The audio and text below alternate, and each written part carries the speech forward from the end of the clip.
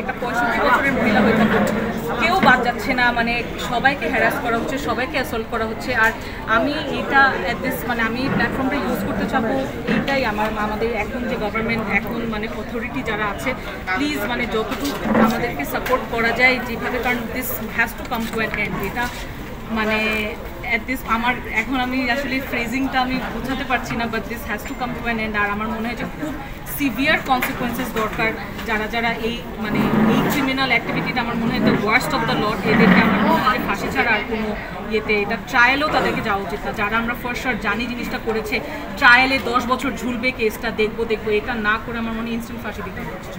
আপু verbal abuse হইতেছে, কমেন্টে অ্যাবিউজ হইতেছে অনেক, হ্যারেস কিন্তু অনেক রকম হচ্ছে, কিন্তু আপনার সঙ্গে প্রকাশ্যে হ্যারেস করা খুব আপনার খুশি খাইলে ওরা বুঝবে, মানে আপা মানে এটা তো চলতেছে, কন্টিনিউয়াস করছে, মানে আপনি মানে ফ্রি যে যখন তখন বেরোতে পারতেছেন, এখন ইলেকশনে যেতে পারতেছেন নাকি ভয় পাচ্ছেন? না, আমি কিন্তু এটা নিয়ে আমি বেশ কয়েকবার আগেও কথা বলেছি, আমি কিন্তু মানে খুব ইন্ডিপেন্ডেন্টলি চলাফেরা করি, আমি নিজে ড্রাইভ করি। আর আমার যেহেতু কাজটাই এরকম যে শুটিং থাকে, অনেক সময় দেখা যাচ্ছে যে রাত 11টা 12টা আমি নিজেই গাড়ি নিয়ে নিজেই ড্রাইভ করে ব্যাক করতাম, তখন না আসলে জীবনেও এই জিনিসটা আমার মাথায় ঢুকতো না। আর আজকাল যেটা হচ্ছে যে প্রত্যেকবার গাড়িতে উঠে আমি ড্রাইভ করতে করতে 10 বার হচ্ছে আমি গাড়ির লক করছি, টিপ দিচ্ছি। যতবার আমি রাস্তা দিয়ে দেখছি যে মানে একটা সিম্পল কিছু, যে মেবি আমার সাথে কিছু হতোও না, দেখলাম যে একটা আমি সেদিন আমি ওভারব্রিজে যাচ্ছি, একটা গাড়ি আমার গাড়িটা দেখে রং ওয়ে দিয়ে এই দিক দিয়ে টার্ন করলো, হয়তো কিছু না, হয়তো ওর মাইন্ড চেঞ্জ হয়েছে যে ওই দিক দিয়ে যাবে, কিন্তু ইনস্ট্যান্টলি আমি রিভার্স করে চলে গিয়েছি যে না, আমার মনে হচ্ছে যে মেবি ও মানে এই জিনিসগুলো আগে কখনো কাজ করতো না। সো ওভারঅল এখন অনেক রকমের মানে অনেক ভয় কাজ করে। এখন রাত বেরাত বাসায় থাকি না, সরি এখন আর রাত বেরাত ঘোরাঘুরি করি না।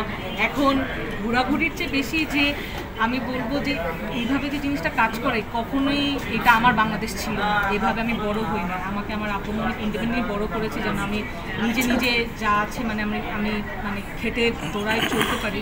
আর it's very sad that it has come to a situation যেখানে ছোটো ছোটো জিনিস, যে একটা হাঁটতেও যদি একটা লোককে আমার সাইড এদিকে আসতে দেখি, আমি জানি ও মেবি কিছু করবে না, কিন্তু সবার আগে হচ্ছে যে আমি একটু সাইড হয়ে যাই যে না ঠিক আছে, ফোনটা হাতে নিয়ে নেই, রেডি থাকি, কাউকে যদি ফোন দেওয়া লাগে, স্পেশালি যদি পাবলিক ট্রান্সপোর্ট বা যদি সিএনজিতে উঠি, সাথে সাথে হচ্ছে লাইভ লোকেশন থেকে শুরু করে।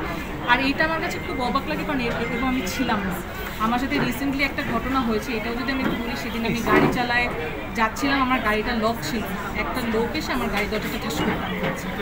আমিও চিৎকার করে উঠছি, যেটা আমার কখনোই হয় না। এটা আমি আমার লোকেশনটা ডিসক্লোজ করতে যাচ্ছি না, বাট এই রাস্তা দিয়ে আমি লাস্ট 14-15 বছর ড্রাইভ করছি, আমার বাসার কাছের একটা চৌরাস্তা, জীবনেও এরকম কোনো ঘটনা হয় নাই। তো যখন টান দিয়ে ও দরজাটা খুললো, আমার রিফ্লেক্স কাজ করেছে যে আমি টান দিয়ে আবার লাগিয়ে লক করে আমি চিৎকার দিয়ে উঠেছি। তো ও খুব ক্যালাসভাবে হেঁটে চলে যায়, কিন্তু পরবর্তী যেটা হয় যে আমি পরের সিগন্যালে গিয়ে ওইখানে যে সার্জেন্ট কন্ট্রোল মানে সার্জেন্ট ইন চার্জ ছিল, তাকে আমি জানাই ব্যাপারটা যে এখানে একটা লোক, সে হচ্ছে গিয়ে এরকম মানে দরজাটা হয়তো আমার সাথে কিছু হয় না, অন্য কারোর সাথে হয়ে যেতেও পারে, ফোন টান দিতে পারে, অন্যভাবে অ্যাসল্ট করতে পারে, হাতে মুখে কিছু মারতে পারে। এখন তো আমরা সবাই জানি ডেভিলস ব্রেথ, নানা সাবস্টেন্স দিয়ে মানুষকে অ্যাসল্ট করা হচ্ছে। তো আমার খারাপ লাগলো যে ইনসিডেন্টের চেয়ে বেশি যখন আমি একটা পুলিশ অফিসারকে জানালাম যে এরকম একটা ইনসিডেন্ট মাত্র আমার সাথে 5 মিনিট আগে ঘটেছে, উনি আমার দিকে খুব ক্যাজুয়ালি তাকায় বলে যে থাক আপা, ওরা তো হেরোইন খায়, এরকম হতেই পারে, আপনি সাবধানে। এখানে সে আমাকে সাবধানে থাকতে বললো, কিন্তু আমি যে তাকে জানালাম সেই যে একটু অ্যাকশন নিবে, যে সে ওয়াকি টকি দিয়ে জানাবে যে এখানে কি লোকটা এখন হাঁটাহাঁটি করতেছে, ওকে একটু জিজ্ঞাসাবাদ করা, ওকে একটু রিমান্ডে নেওয়া, সেটার কোনো অ্যাকশনই নাই। সে ধরে নিয়েছে সে হেরোইন খায়, আপনি সাবধানে চলেন। এরকম মেন্টালিটি থাকলে আসলে সিকিউরিটির সবসময় একটা লাইন থাকে।